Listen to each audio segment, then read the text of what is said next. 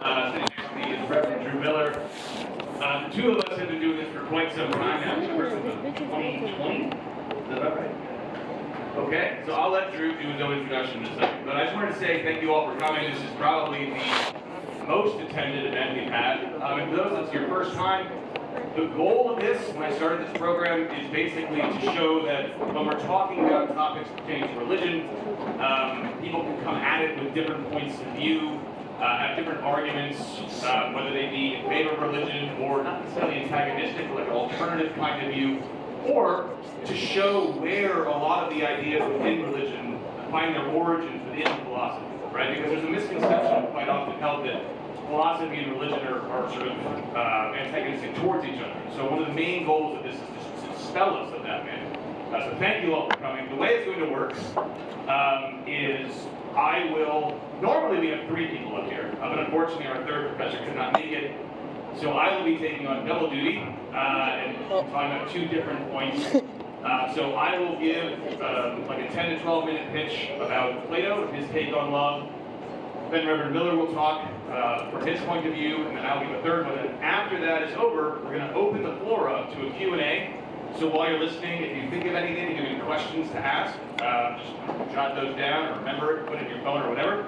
And we'll try our best to get to everybody. Now there's some ground rules, which I'll go back over when we get there. Everybody who asks a question is allowed 1 question. You are not allowed a follow-up. There's a couple reasons for that, but the main one is we want to make sure that everybody who has a question has an opportunity to ask it. So that's it for me. No, he doesn't. Okay. I also want to say thank you to Drew because he drove all the way here from South Carolina to be here specifically for tonight. So thank you for that. All right. Thank you, Rob. Okay. So without further ado, tonight's topic is what is love. So there's many ways that we can go about talking about love. I think that most of us would agree that we have a kind of a positive outlook on love. And so to be sure, like love is pretty much typically considered like one of these like lifetime achievements, right? Something that we all sort of strive to attain. But if you think about it, there's some potential negatives that can kind of come with love. One, I often say this to my classes, and you're in my class, you already know this, but if you think about it, some of the stupidest things that we have ever done in our lives, imagine like the top 5 dumbest things you've ever done, probably 1 or 2 of those is in the name of love, right? Whether it's staying up all night and work the next day or other such things, or just dating someone that turns out not to be the right person to date. And so because when we find ourselves in the throes of love, we sort of abandon reason. We let our emotions take over, and we might even find ourselves writing garbage poetry at like 3 in the morning. And this is all like on the positive side of the negative side. Because there also comes with love that ever-losing chance of heartbreak, right? Not just of love lost or people drifting apart, but also the very real situation where one of the people who are madly in love with each other might die, right, leaving the other person alone. So it reminds me of this song by Jason Isbell, which is probably the greatest love song ever, but also the saddest. And the chorus of that song is, it's knowing that this can't go on forever. Likely one of us will have to spend our days alone. Maybe we'll get 40 years together, but one day I'll be gone, or one day you'll be gone. Right? And that's just this incredibly sad idea, and yet at the same time, that's an incredibly beautiful idea. So why then is this appealing to us? So what exactly is it that we're desiring? Well, we know, we're all aware that all of these negative things can befall us. So let's table that for now.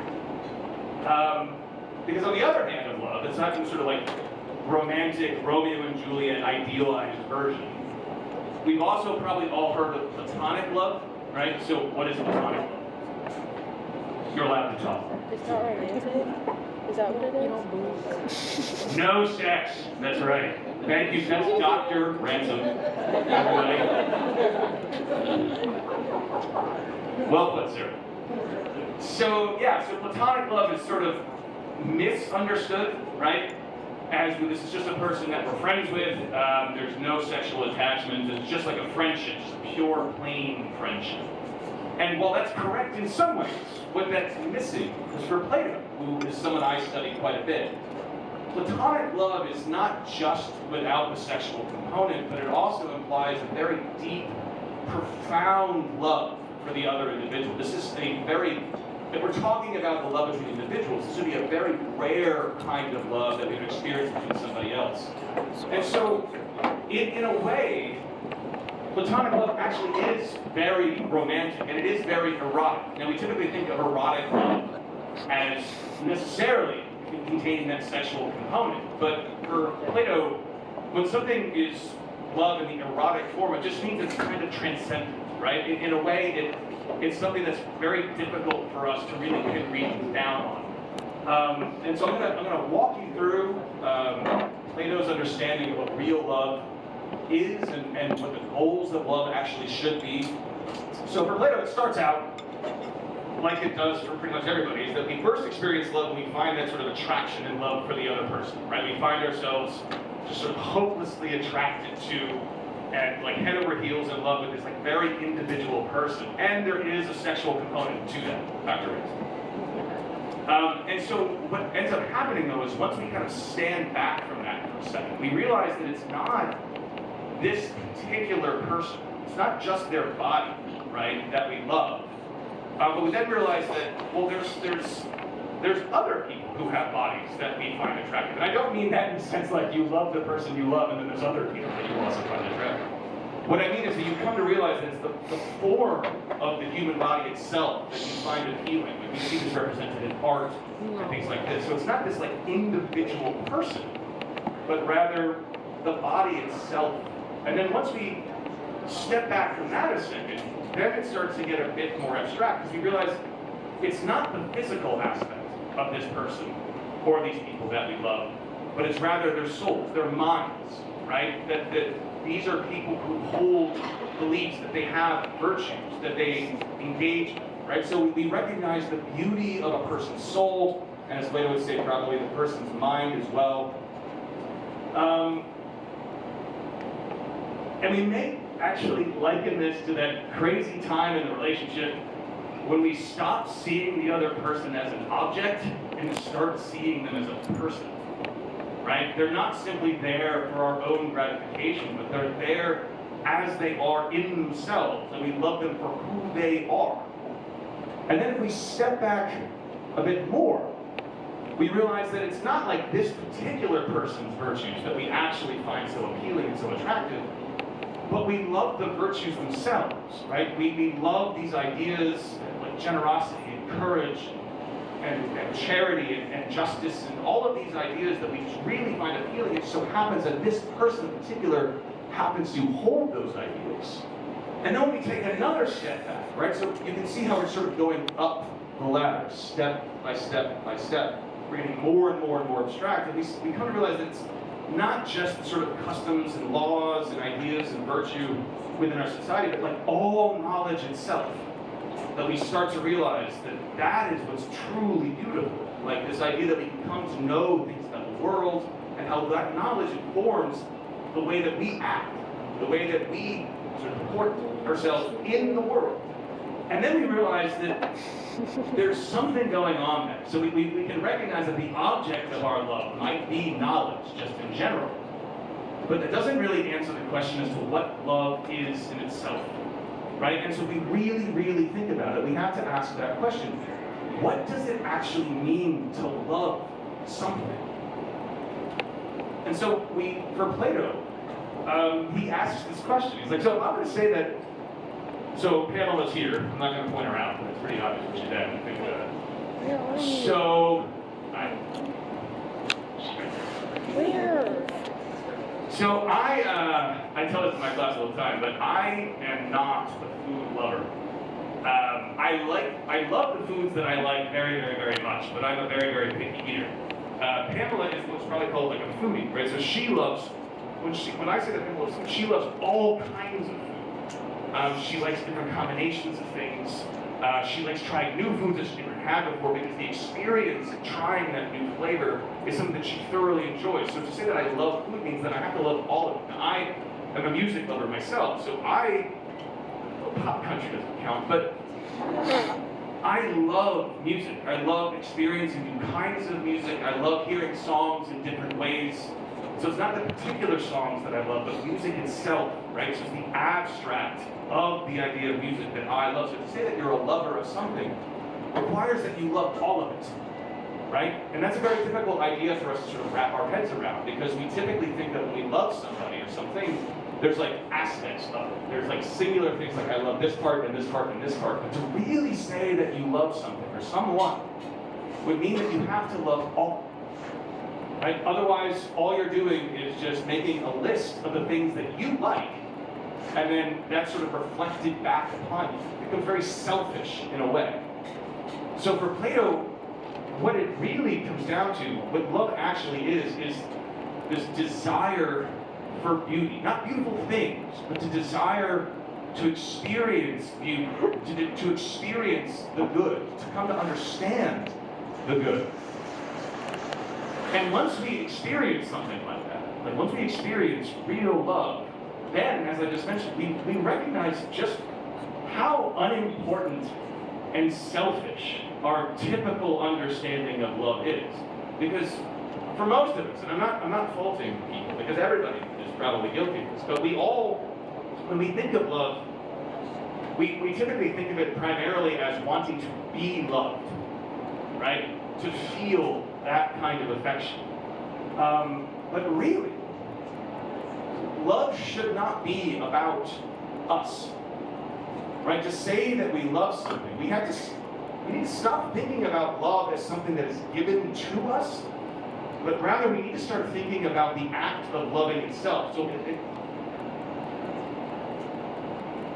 in this way, it seems like we can truly experience the very love that we crave so much, right? So to close out my first section here, I think that's the important aspect of it that I really want to kind of hone in on, is that instead of thinking of love as that thing that we want so much for us, to recognize that the most important aspect of love would be the giving of love, the love that's coming from our end.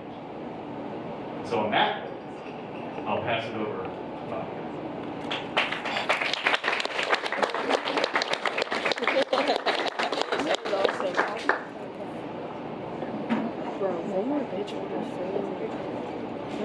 If I speak in the tongues of men and of angels, but have not love, I'm a noisy gong or a clanging cymbal.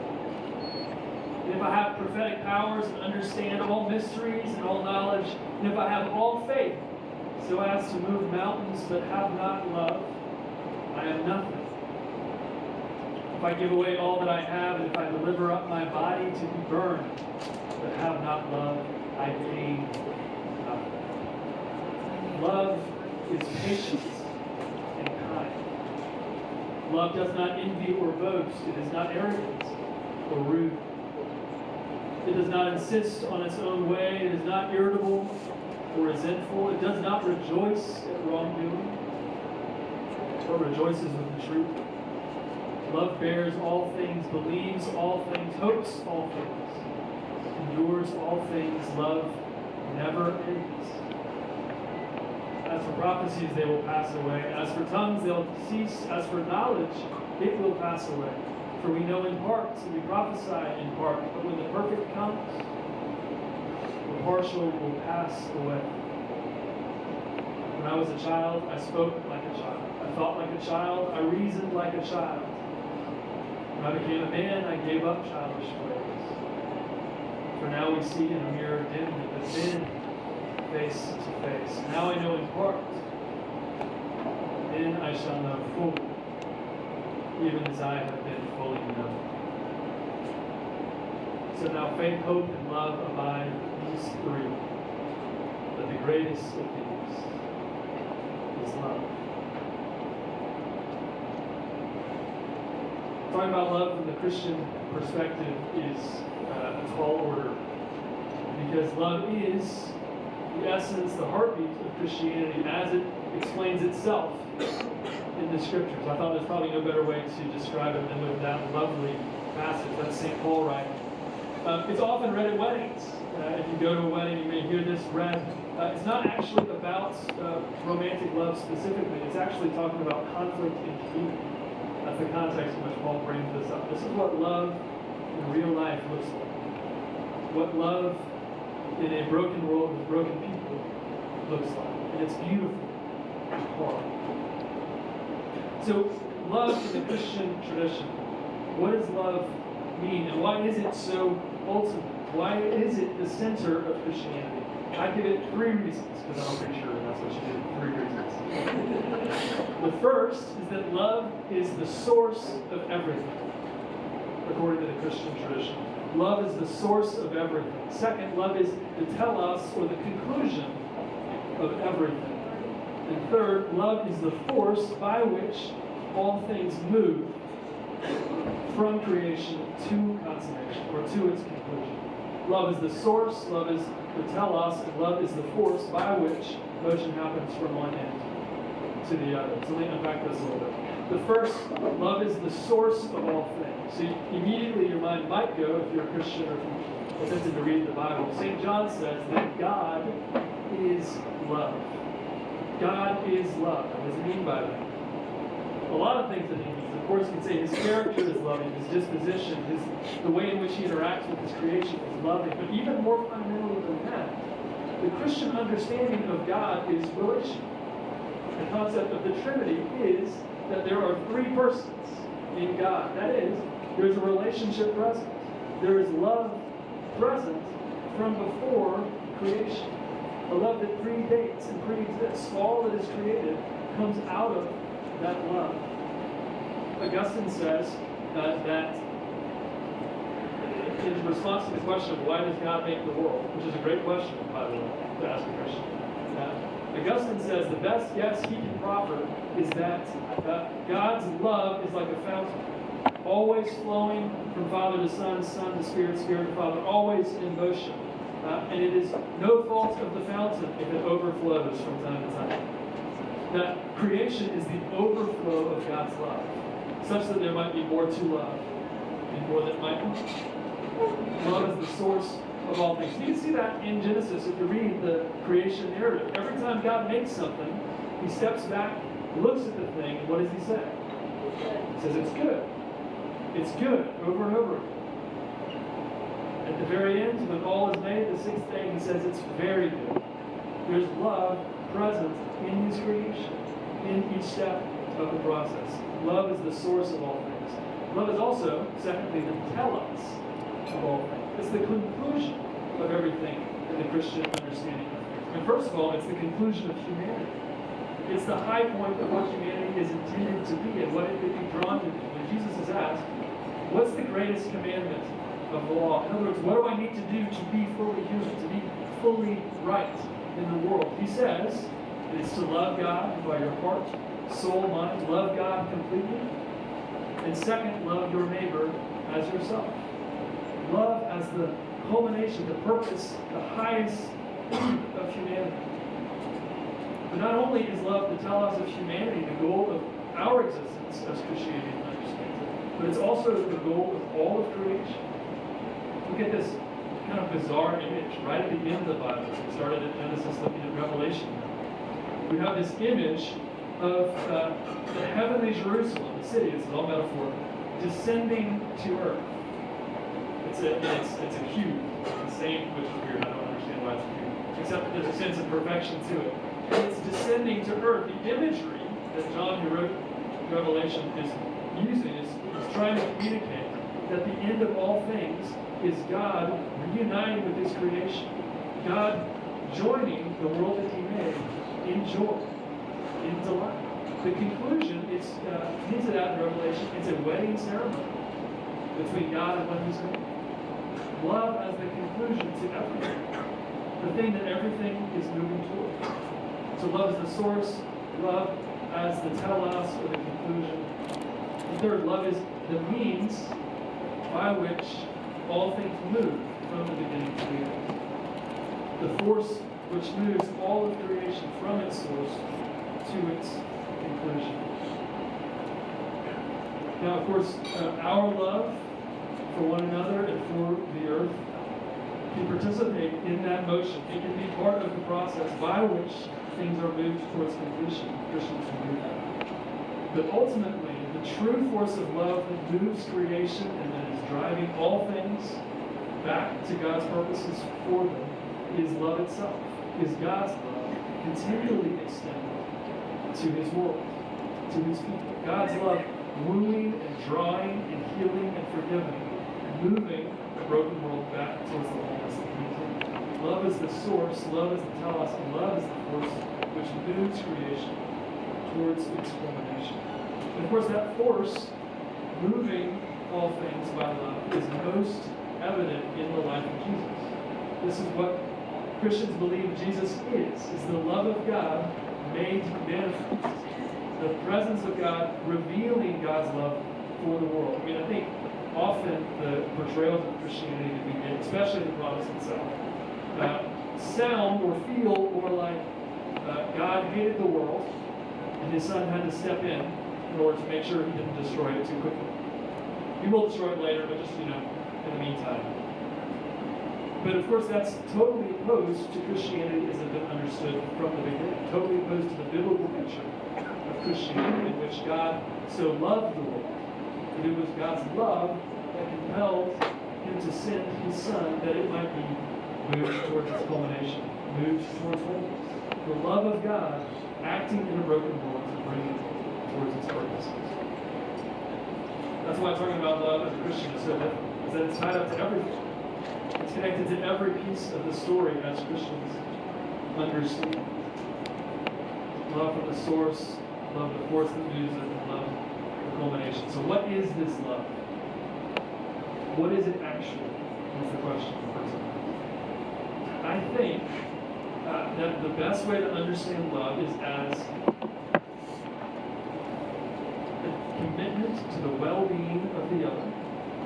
A commitment to the well-being of the other, founded on the inherent value of the other, the inherent dignity of the other, seeking the perfect wholeness of the other. Let me flesh that out a little bit. Love as commitment to the well-being of the other, desiring their flourishing, desiring their life, desiring their joy, founded on the inherent beauty, essence, value, dignity of the other, grounded not in yourself but in them. A love that is compelled because of what they are. As a Christian, we believe that all humanity is created in the image of God. And therefore, even if I don't feel any desire towards you, any sense of attraction, any sense of value, I believe it's nevertheless there. And so I can commit to your well-being on the principle of your value. Bizarrely enough, usually that ends up developing affection along the way. It develops a delight in the person, even if it's not there at first.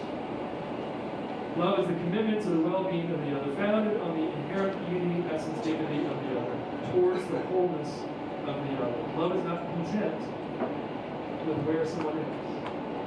And that can very quickly become arrogant. That can very quickly become controlling. Love that seeks to move someone to something that is not their perfect end is not really love. At the same time, we all know that true love cannot be content with the brokenness within someone else. I mean, think about it from brokenness forced from the outside. If there is, if I have a friend who is in an abusive marriage, my love for that friend desires that they be moved out of that marriage into a position of safety and wholeness, that they might flourish. I'm not content with where they are and the experiences that they're facing. My love compels me to help them as best I can move away from that oppression. But oppression isn't only something that happens from the outside. There are also things within us that drive us towards unhealthy things. Things within us that drive us towards cruelty, towards meanness, towards self-hatred, towards despair. And if I love someone dealing with those things, my desire for them is that they would grow towards wholeness where those things are left behind. Love for someone in grave mental illness does not mean that you desire them to remain with severe exhaustion. Because love demands the wholeness of the person. Love desires that they move into wholeness as best as we can help them move in that direction.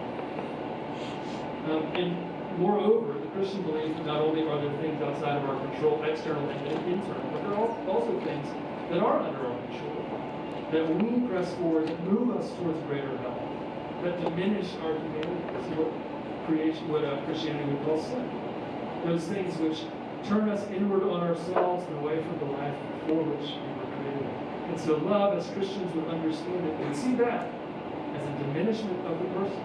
In the same way that an external oppression or an internal oppression would be a diminishment of that person. And so the Christian love would desire that they move towards wholeness and out of sin.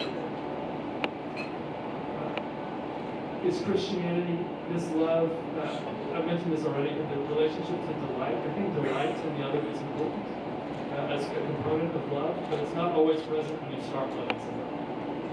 Love can exist, can begin before delight is present, the delight of the person. But I think that if that delight doesn't develop as you seek to love them, then you're probably not actually loving. But love, fundamentally, in seeking the wholeness of the person, begins to treasure that wholeness as you go into delight, as God in creation says. This is good. So that's the Christian perspective on love. Love is the source, love is the telos, the conclusion, love is the means between. Love is the commitment to the well-being of the other, grounded on their person. Why was that so? Now we turn to a particular vision of love in Christianity from Daniel. Kierkegaard. But is it bad that I didn't understand like anything you were saying? The words are going together so like. Since there are three panelists, one last word there. Christians have often been really bad at demonstrating. The Bible is often very difficult to understand through the category of love. And our own experiences cause us to question whether love can actually be the fundamental reality. I encourage you to ask questions about that.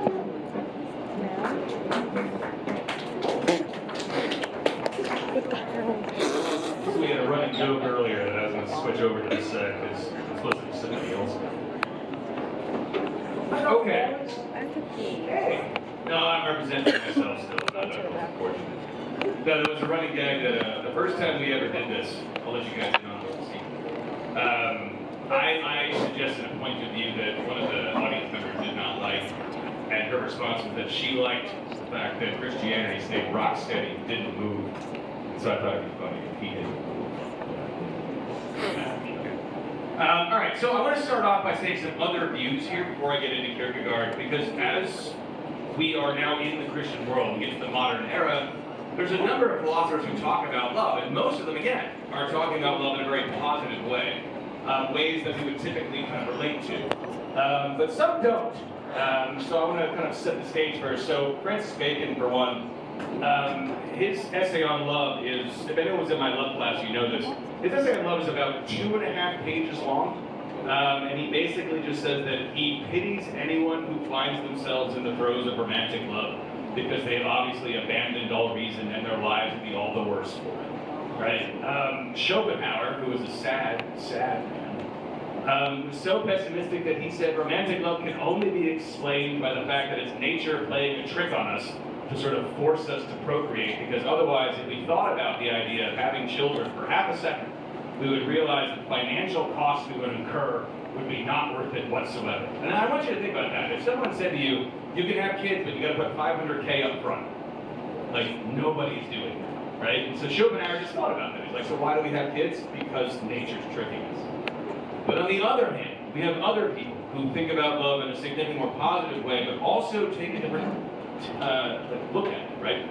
So Montaigne is one of my favorites on this topic. And he basically puts forth the position, sort of paraphrasing, that in our lives we can only ever really truly love one person, right? That we can have one best friend. And if that person dies, you cannot have another best friend. And if somebody else comes along that becomes your best friend, well, that simply means that the first person wasn't actually your best friend. And when asked, when pushed to say, like, well, what is it about this person that you love so much? The response he gives is, quote, because it was he, because it was I. Right? So in all of these, in contrast to Plato, we see a sort of irrationality ascribed to real love. But not all necessarily negative, right? So I think typically when we think of things in terms of being irrational, we place a sort of negative connotation upon it. But as we're going to see with Kierkegaard, that's the exact opposite, right? Just because something is irrational, just because something might appear useless, does not mean that that thing is not without value. And so in Montaigne then, and we're going to see this in Kierkegaard as well, we see in love, when we are truly in love, we see a sense like a loss of the self. So I'm gonna quote him again. So he says rather poetically here, quote, it is, I know not what quintessence of all this mixture which, having seized my whole will, brought it with equal hunger and emulation to plunge and lose itself in mine. I may truly say lose, since we reserved to ourselves nothing that was our own, nor that was either his or mine. So in a sense, you are completely losing yourself in the other when we're loving someone truly.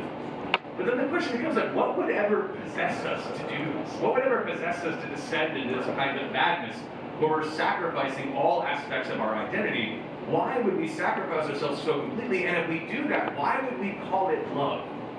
Right? Because we typically think of love as a kind of a partnership where I am who I am and you are who you are, and then together we build something bigger.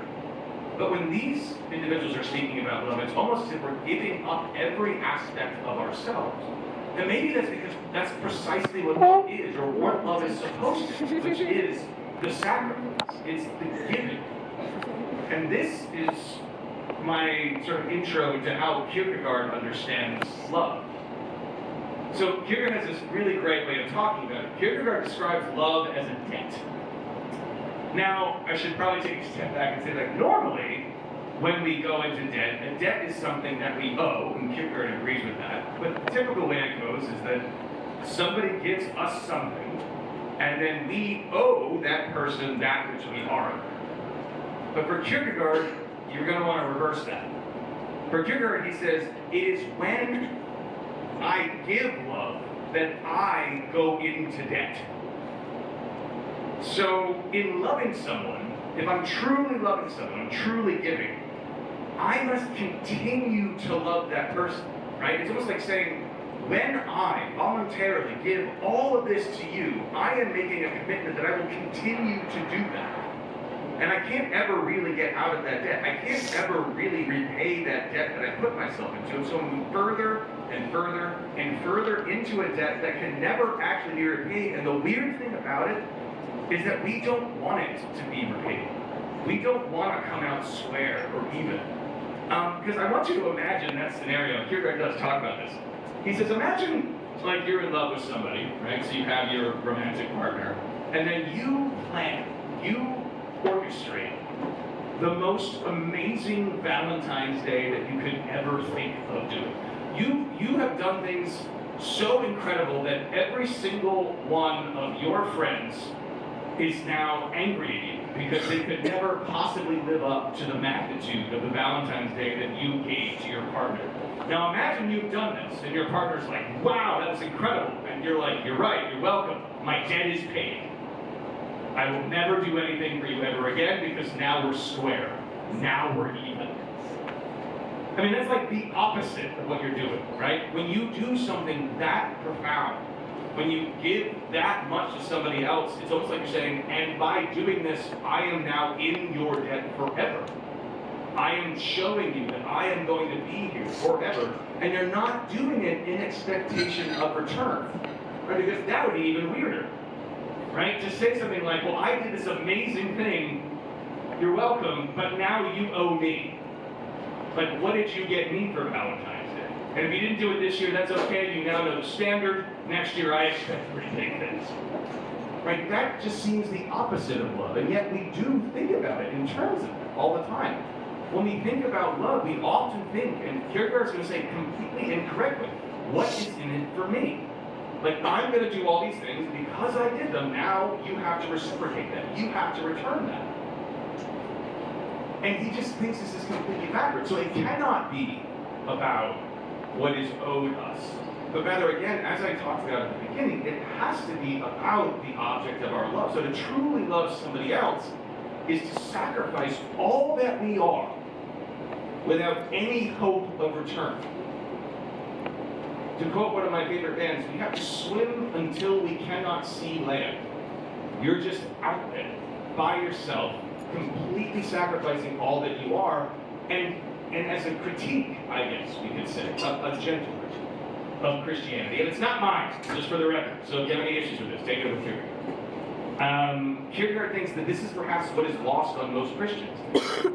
Right? So Christianity, for Kierkegaard, is not, nor should be thought of, in terms of the reward that is owed you. Christianity is not about what is provided to you. To love God is to do so with your entire being. And I really want you to think about that. If we do that, if we truly love God with our entire being, we do that sincerely, then there is literally nothing left of us to receive anything anyway. But if we hold on to a glimmer of ourselves, like if we hold on to even a sliver of the thought that I shall be rewarded, I will sacrifice so much of myself for my love of God, but there's that inkling of a thought that I will then be rewarded for what I've done, then it's not about God at all, it's about us. And that is not what love is. And now you might be thinking to yourself, well, that's crazy. And you're right. It's completely irrational to think that way. But if we take a second and we really think about it, is that not exactly the way that you want to be loved? Right? Isn't it that when we think of the most pure and profound and impactful ways in which we can be loved, how could we top the idea that someone would sacrifice all that they are for us? Right? That it's not about them at all. That they're giving everything they are to us completely. And so I think that is Kierkegaard's big point and his big criticism. He's not criticizing Christianity, by the way. I'll be very clear about that. He's criticizing Christendom. Right? He's criticizing the ways in which people approach their love of God. They're approaching it as if by coming into this arrangement, they love and they shall be loved in return. And that love in return is somehow a necessary component of the deal. But for Kierkegaard, it's the opposite. For Kierkegaard, it's if you are going to say that you really love something, it cannot in any way be about you, your desires, or anything. And I think that's where I was from.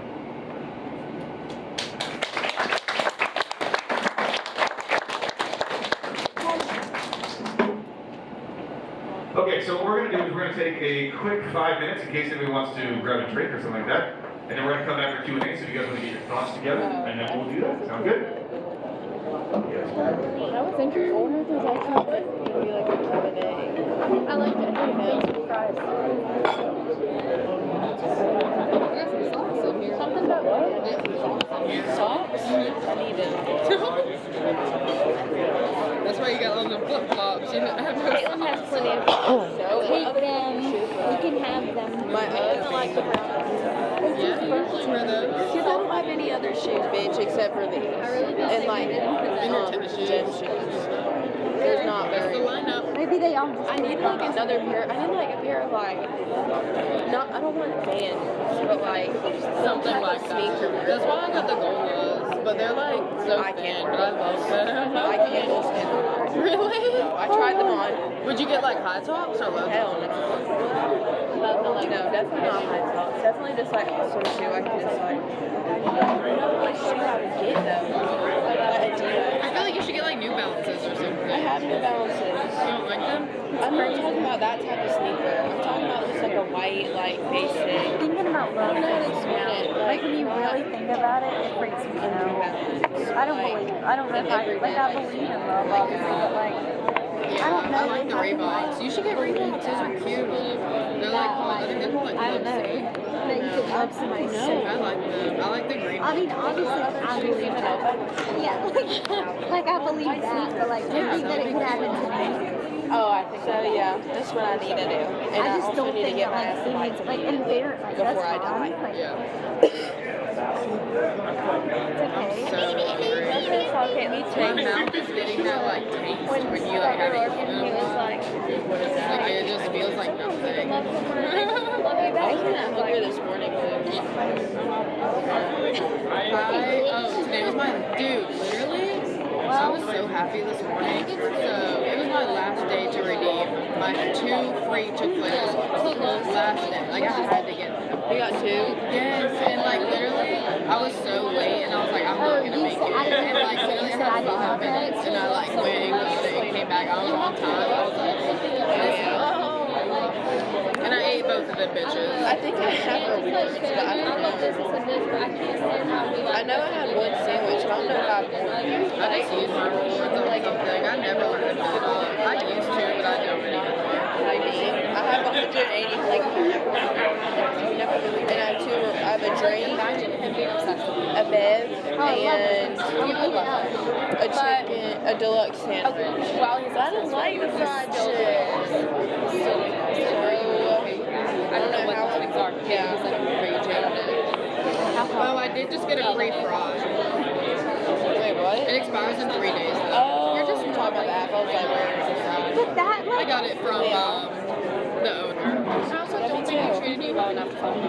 I don't think I'm feeling You better get yours before they expire. explain to her, not really explain, but like help me Except for the that drink. like to Oh, make love yeah, with okay. someone, it has to be reciprocated. Have you had their deluxe Like regular in sandwich? love with me, like I don't eat it. I bet it is good. I feel like would it'd be not good say with that I was in mayonnaise. love with it. No. Mayonnaise. I would probably put But you honey love roasted it. on I it. love it. Yeah, and mayonnaise.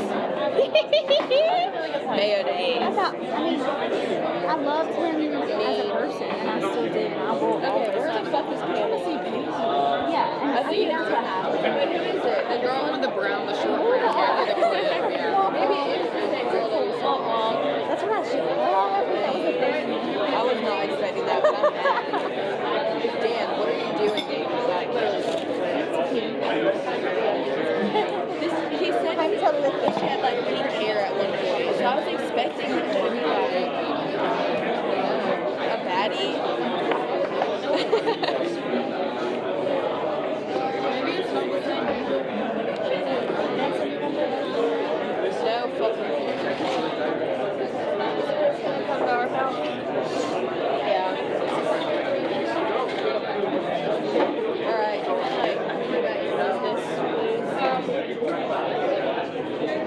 I don't. Taking care of business. I'm gonna dance in the dark.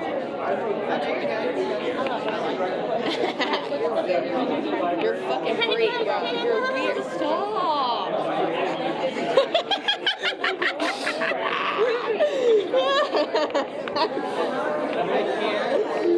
It controls my body. I'm telling her whenever she gets back how you feel about her. And then you get to deal with whatever. There's nothing. I can't defend it. It's a defenseless crime.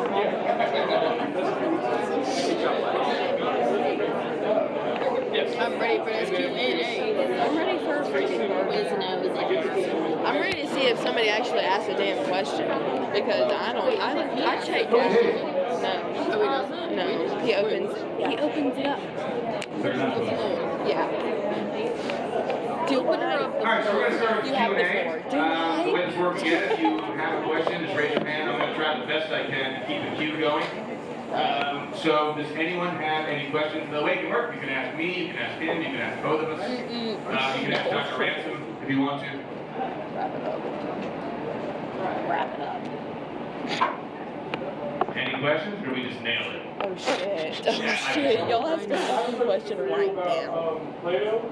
So I did an article review recently that was about in a class about like Plato's theory of love, and I heard. So when you said ladder of love, I heard that before from Gregory Blastos. Yes. Yes. And then like so I looked at what his critique of that is that like it completely dismisses the individual in that aspect, entirely circular. So the paper that I was doing a review on was, instead of understanding like it as like a dismissal of the individual, they took a phenomenological approach where it's sort of temporarily bracketing the individual, and then once you understand the form, then you recontextualize them as sort of a physical representation of the form, and that way the individual is still acknowledged, but in relation to the form that gives them that quality. The wording is like, what you sort of thought about that? Okay, so when you're saying that you're dismissing the individual, you're dismissing the person in front of you. Yes, exactly. Yes. Yeah, that's really interesting. I think that's kind of important because, like, you look at the way that Socrates deals with people, right? So in the Symposium, which is a dialogue for those that don't know, that Plato's talking about all of this, Socrates gives this account of love, right? It's this ladder of love, as you describe it, where we're kind of going up the road. We start with the individual person, and we kind of find ourselves always as like pure ideal form, desiring love for the right reason. And then right after that happens, one of Socrates' friends, we can call him that, I guess, his name is Alcibiades. Has anyone ever played Assassin's Creed Odyssey before? Okay, so you guys know Alcibiades, as they call him in the game, right? So that guy. So Alcibiades then gives like his own account of love, which is basically like drunk. He's completely wasted when he gives this account of love. And it's very much like all about like, I love this person so much and he won't return my love whatsoever. He won't. And what he means that is that Socrates won't sleep with him, right? Despite all the effort he put in. And yet, when you look at the way that Socrates deals with individuals, despite having gone up this ladder, despite having theoretically, right, at least tried to understand love in this pure way, Socrates on a day-to-day basis is still dealing with people as individuals that are important, that matter as individuals. So I think that that second account is probably more accurate, right?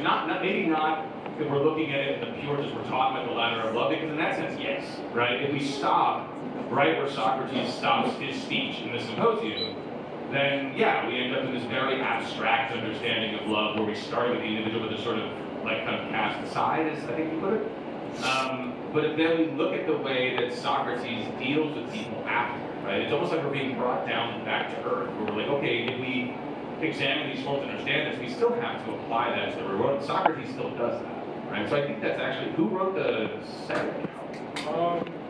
Sorry, I'm just actually really curious. We can talk later, of course. Dr. James McWork. Interesting. I do know. Really? Yeah, but I haven't read that article. But yeah, that's fascinating. Yeah, does that help at all? Yeah. Awesome.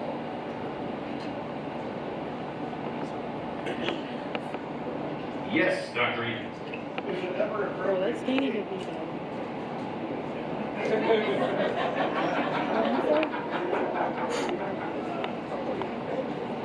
What? Come again? I'm thinking too.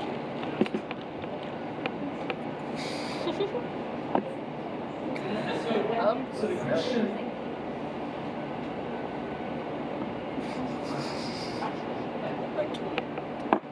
I think it can be appropriate to feel a deep level of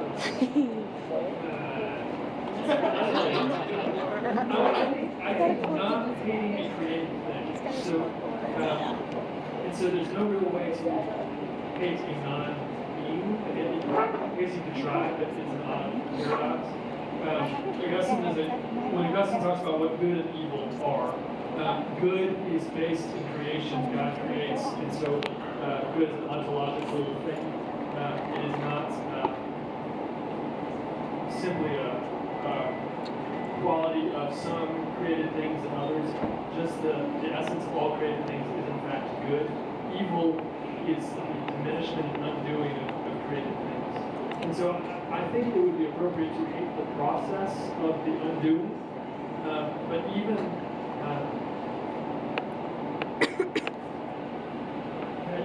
the most vile person we could imagine is nevertheless in the image of God. Still, despite the best efforts, it is nevertheless not fully gone, as much as we would like to claim. I think often we default to hating because it's easier for us than to deal with the nuance of loving someone is really difficult to love. And actually, we don't want to love them. It's simple. But when Jesus fleshes out what it means to love your neighbor, he explicitly says it's to love your enemy. It's the one that seeks to destroy you is the one that you love. So, Yeah, I was just going to say something to that. From a Christian perspective, at least, and again, I'm not the authority. I don't know if you can tell between the two of us who the authority is. Yes. But God does command us to love, right? And it's not love the people in your immediate vicinity, right? It's a command to love all. So sometimes you'll hear hate to sin, love to sin or something, but that's going to make a lot of sense. yeah, I would agree with you on that. I'll let the priest discuss that. It's like the base. Yeah, and I also think I just want to add. God is identical love. Yeah. Right. But I also think that it's perhaps an unfair comparison too. At least the way that I've been discussing love. Because to love something would be to get beyond like the individual person in front of you, but to hate seems to be exactly that. You're directing your ire towards the individual. But love seems to be drawing away from that. So I think that it's typically they're associated on two sides of the same coin. I think that might be a proper comparison. Say it again? It seems like there can be righteous anger. And that seems, it's not obviously. Yes, yeah. So the hate to sin, love the sinner, that's actually Augustine too. And his, if sin is the definition, the self is the diminishment of the human being, in which they are deliberately acting in such a way that demeans themselves and renders them less present in a way. And Lewis does a great job here. He's got a great book called The Great Divorce. It's brilliant. It's brilliant. The premise of this fictional book is a bus ride from heaven to hell. And as it goes along, the narrator is explaining what he sees as he goes along the way from Dante. But the images are just beautiful. And what you find is that the bus ride, it's from hell to heaven. And as he's on the way up, reality becomes much, everything he encounters becomes much more real. And much, what he discovers that hell, in fact, is a crack in the pavement of heaven. And then as he comes out and moves towards heaven, he becomes more real. The world around him becomes more real. The first time he steps off the bus on grass, it's like razors cutting his feet because he has so little substance, because he has diminished himself, rejecting God, and failing to love his neighbor. And so it's in this process he takes on more of himself. So the hate the sin, love the sinner. If you construe that as hating that which diminishes the good creation, I think that could be an appropriate posture, but it's tricky because the diminishment doesn't have a violent or entity in that sense. You might question, like, what about the devil in the biblical interpretation? If you got a shot at hating somebody, he's probably the best option you got to try and hate somebody. But even there, there's something nevertheless existing. There's something about him remains good, even as he's been removed from heaven, which is bizarre and unfathomable to us.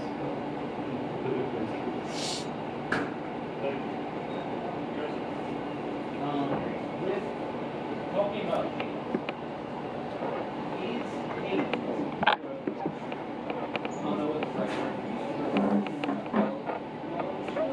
like, could it be opposite of love, or is it love sort of in the opposite direction, instead of wanting to help the other,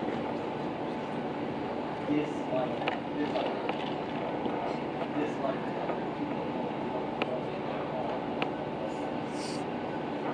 Yeah. So again, I think they're related in a way, but I think it's sort of problematic to look at least the way that I was presenting it, because if we're truly loving the other person, then it's not about us. It's about promoting the well-being of that person. Whereas if we're hating a person, it seems like that's all about us. It seems like it's all about the things that we don't like about that person, or the ways in which this person has wronged us, or the ways in which they are creating problems that we see as problems. So again, that does make a relation possible, but I don't think it's exactly like an inverse. That's my take on it. Lewis does say that hate is often a derivative of false visions of love. That if you're in love with someone with a romantic sense of love and they fail to reciprocate, and that hate is often something that is produced in what we consider to be love, but isn't actually love according to the Christian definition of really good. And so he actually relates it most particularly in a mother and a child. Where the mother does everything for the child and can't understand why the child doesn't love me back. In fact, the mother's action in this situation is made is for her own gratification, not for the good of the child. And so that hate can actually be formed in the midst of a twisted vision of what love is. So that doesn't change the relationship. Dr. Curtis. Love human. Does your dog love you, or your dog Yes. love you? You love your dog, and is that love the same? What if you just So, I'm going to really quickly say something and duck out. But so Kierkegaard is going to argue that human love is always deficient. And the problem there is that we are finite. So to say that we would actually completely sacrifice all aspects of ourselves for loving someone, giving ourselves entirely, even if we were to succeed in doing that, we can only give so much, right? So for Kierkegaard, true love, real love, necessarily has to be divine. It has to be coming from an infinite source. Now that set aside, on a personal note, yes, I love my dogs, and my dogs love me. But nobody else. The dogs love nobody else. I can say from experience. This one's not banned. That is the answer. I think that's exactly Kierkegaard's position. I'm not sure which never said that love is divine, and in all created order, I would say, participates in that divine highest form of love to its degree. So there's love present, and I would say all forms of creation, but humanity's love is the highest form that we encounter day to day. But I would say that it is not, humanity not defines love, that God's love defines love, as well as my dog.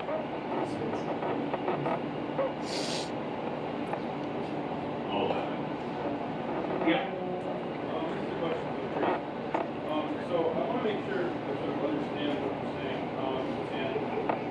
So I sort of, the way I interpreted what you said was you were saying sort of everything is kind of like an expression of love, like sort of love, sort of all-consuming, and sort of the totality of everything, because it sort of manifests God's relationship with creation, sort of my understanding of what you said. But the definition of love that you gave is that it's the commitment to the well-being of the other, depending on the inherent value of the other, seeking the fulfillment of the other. But if sort of everything is love, then how come suffering exists, which kind of appears to be the opposite of well-being? If love is a commitment to well-being and everything is sort of an expression of love, how can there be something that does not appear to be a reflect a commitment to well-being? That's a great question. Great question. So, I would not say that everything is love. I would say that everything exists by love and is moving towards conclusion. So it's not that everything that we encounter is by definition love, but it is that all things are held by love and moving towards wholeness by love. But that doesn't escape the question, right? It just kind of formed it a different way. So the question is, if God is love, if the creation is intended in love and is moving towards love, and love is making that movement happen, how does suffering happen along the way? There are two ways in which we ask that question. First is practical, like how ontologically does suffering enter into a loving sphere? And Lewis, who was always an Anglican priest, C.S. Lewis was an Anglican, and so therefore I always default to him. You have read him, he's brilliant. He argues that the introduction, I think it's a good argument, the introduction of suffering into the world, very practically, how does that happen? Is through human rejection of the love of God, human's role as loving beings. Humans given the choice, because love outside of choice is revived and not true love. Humans are given the choice whether to love, to participate in the love of God, by loving God and loving His creation, or not, and deliberately choose not to. And in doing so, introduce suffering to their own lives, and as stewards of creation, introduce suffering into creation overall. So the practical, how does suffering begin in this created order? That's how the Christian generally is understood from the beginning, and Lewis gets it very well. The more kind of personal side of that question is how does God allow suffering if He is love? It's not just how does suffering exist, but how does He personally, if He is love itself, allow suffering to happen? And there are two answers to that. One is, well, there's three. The first one, and perhaps most honest, is I don't know. And we don't know. But there are two directions, there are answers to their directions that begin to move us to a place that we might still believe in, even if we don't understand. One of them is that, as Dorothy Sayers, mystery novelist from the 19th century, says, no, sorry, not 19th century, who named she writes that we can trust God because He takes His own medicine. That in whatever game He's playing, He plays it alongside. That in Jesus, He does not flee from suffering, but in fact takes it on, and thereby demonstrates that there is a purpose to suffering by stepping into it. He demonstrates that suffering is not the conclusion, but it's actually the conduit by which God's good care of creation will be made known finally. Because the worst thing that could possibly happen, the death of God, becomes the best thing that's happened, which is the reconciliation of the world. So that, I think, is one answer. The other, and then alongside with that, is that perhaps there are imaginations we're not creating. That we are so struck, and understandably struck by suffering. And we face suffering in different ways. Suffering isn't something that can be compared or argued who has more or less. Though I would say I have not had much. That is equal in the church. I would guarantee that. Nevertheless, the resurrection of the dead Son of God gives us a hint that perhaps even our suffering can be made beautiful in a way that we do not have imagination for. So that is not, I don't think those answer the questions, but they begin to satisfy them for me. They begin to provide peace in the midst of even though I don't know for sure. So I'll just add a little bit. And then you can correct me because you read more Lewis than I. But if I remember correctly, Lewis said something like, hell is a room with the doors locked from the inside. Right? And so the idea is that the suffering that we're experiencing is something of our own design. Right? So but that's just strictly from the religious point of view. Right? And so if we're going to ask the question of why would God, who is all love, allow the possibility and the very real suffering that people are experiencing. I guess you could say, you could come up with a bunch of directions. One could say, like, we have to, not all things are going to be pleasant for all the time, that we just suffer through things, but I do think that that's sort of a weaker argument. So from the religious point of view, that is probably the best, and has been historically, the question that everyone is always asking. It comes down to the problem of evil, is basically what you're asking. Right? How do we explain the existence of suffering if God is A, all-powerful, and B, all-good, and if God is love, why would God allow that suffering to happen? But we can also learn a lot through suffering, too, right? And we can grow a lot through suffering. And I'm not saying this to make excuses for it, because I think your question is extraordinarily valid. But I think that might be a direction we can go in. And choice does, as Father said, choice does matter quite a bit. Sophia, got it. Yes, it's kind of a multi-level question for the both of y'all. But, so if we shouldn't hate, how can we force ourselves to love someone that we have previously hated? Because if hate isn't the absence of love, can we hate and love someone at the same time? And because we can commit acts of love, we can't force ourselves to feel love. So is love more of an action or a feeling? And if it is a feeling, how do we change our feelings towards someone? Great question. Great question. Because that's real life, right? Like, how do you actually love somebody you really love? How do you love somebody who's sex? How do you do this? Right? Okay. That's the question. I need to. Because we all know them, and perhaps we are. And I think that's actually the beginning of it. That for the Christian, the beginning of loving the unlovely is recognizing that when you were in the act of rejecting the love of God, He extended His love farther towards you. St. John will say that we love because He loved us first. That it's His love that enables us to turn in love towards those who otherwise could not. I would say that I think in the Christian tradition, love is not primarily a feeling; it's primarily a commitment. We can say that. Yeah. Sorry. It's important. It's important. And the reality is, anybody that you commit to in love, you will cease to feel those feelings for a time. If you get married, if you are in a long-term relationship, you commit to loving them, and you will find very quickly that you cannot, in the sense of have that feeling. It will come and go. And so the only hope of a meaningful relationship over time is actually committing beyond that feeling.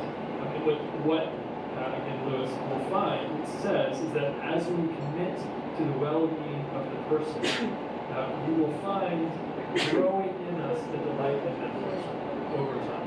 You will find yourself able to love people that you were not able to love emotionally before. Love is something that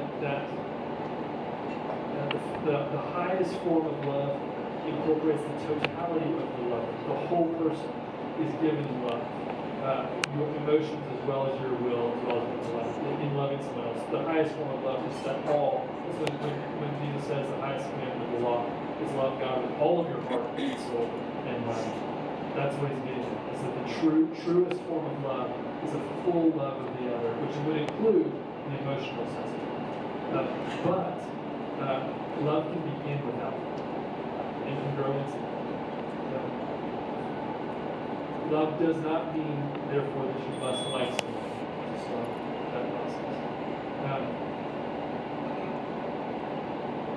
I do feel like, along with that, there needs to be said that love does not mean the absence of boundaries in someone's relationships, which is just generally important for humans to understand. That loving others, when Jesus says, love the Lord your God by your heart, soul, mind, and He says, love your neighbor as yourself. That as yourself is really important. Because you can't love your neighbor as yourself if you do not love yourself. If you do not recognize your own value, your own worth, your own loveliness in the eyes of God, your own belovedness, then you can't love others like that. And so part of recognizing your own value before God is recognizing the goodness of boundaries in relationship, particularly to those who hurt you. And then recognizing that to love someone who hurts you is not necessarily to open yourself up to be hurt. It may well be to desire their well-being and recognize that you cannot help them along the way. As much as you long for them to move towards one, you can be one. And so when you talk about loving those that you would be inclined to hate, you need to think through that. And I would say take wise counsel if you find yourself in that position. Because Jesus called us to love those who really love us, love our enemies, as He has loved His enemies, as we have rejected Him. But that love is in light of our own value and dignity. Yeah, that is a really good question. So I'm going to take this from a non-religious point of view. So when you say like, if I'm misquoting here, just let me know. You said we can't like sort of force ourselves to feel love, and we might find ourselves hating somebody. So how do we love that person? The thing I wanted to zero in on, and you see, because it don't seem like we don't have a choice, right? It's like I just hate this person. I feel that way towards them. If it's a feeling. Yeah, it's a feeling, exactly. So I think the way of looking at it is like, you do kind of choose though, right? Because you're choosing along the way to allow yourself to be the kind of person that would hate someone, right? So if you find yourself sort of consumed with hatred about something that somebody did, it's a very easy example to find like somebody else that you might know, like someone wronged them in a very serious way and it just goes right over their shoulder. Like they don't waste time on it, they don't care, it doesn't bother them. And so in a way, we are choosing, even if not in that moment. And if we find ourselves in a position where we're hating somebody because of things they've done to us, we have to maybe take a step back and say like, well, why am I the kind of person that's letting this bother me so much? Right? Why am I the kind of person that I'm like so consumed with hatred? It doesn't seem like it. And maybe even in that moment, it's not a choice because you've got the kind of disposition where you're just inclined to hate that person or allow that hatred to take over. But there were decisions made along the way, whether conscious or not, that have put you in a position where that's the reaction you have, whereas somebody else doesn't. Right? And so I think that the idea that there's no choice, again, just to sum it up, in the moment maybe not, but there were choices along the way that got us to where we are. I would say I would call that formation. How I might, that you can be formed in such a way that makes hate less of a default. But very often you don't realize that that's default until suddenly you're seething with hate, despising this other person. So I wouldn't say so much that your choices play into your formation. That's absolutely true. I would argue a little bit that I would think that hate is it's immediate arrival or necessarily a choice. What you do with it is, and that's where the Christian and I think choices, as to your point, can form you to better respond in those moments over time. But when it first hits you, it's just there. And the question is, how do you respond to that? But you have to admit, it's strange to say to someone, you know, I love you profoundly, but I don't have any feeling for you. You're not asking that question to me, are you? It seems like you both agree with what I'm feeling. It just seems strange to tell somebody you love them. Just don't say that other part. Just don't say that. No, I think that's the fullness of love comes with some of that, with feeling. But it may not start with it. If you don't have that, I don't think that means you're unable to love. I think that it is you are able to love in a form of love. So you begin. But I agree, like that doesn't fly. It's not the love we desire or you deserve the other person. But we have to start with where we are and where we wish to be. And I'm actually, for the record, I was presenting Kierkegaard's points of view, but I'm on your side of that agreement. I think that we do have reasons as to why we love and why we feel the things that we feel is the product of those reasons, right? So I just think that Kierkegaard's take on it is kind of fascinating. It's a bizarrely romantic take on it, but I don't think that that's necessarily in line with the way in which we actually engage with the world or engage with it. Yeah. Actually, you are going to be the last question. No pressure. So I have a question for Father Drew Miller. I was wondering how it's possible to even love God if your definition is that love is the desire of well-being for somebody. So it reminds me of, I believe it's the Euthyphro, when Socrates is talking to someone who claims to be pious. One of the definitions that he claims is that to be pious is to care for the gods. But if they're perfect, then you can't care for them because you're placing yourself above them. So if your definition of love is to desire the well-being of God, then how could you ever love God? Good job. That's a great question.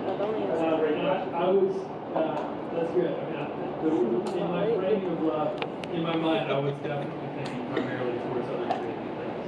So that's a good clarification. I think that part of what it means to love God is to desire the fulfillment of His purposes and to seek that.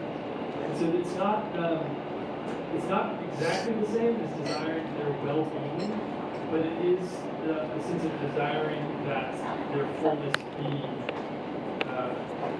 made full, made known.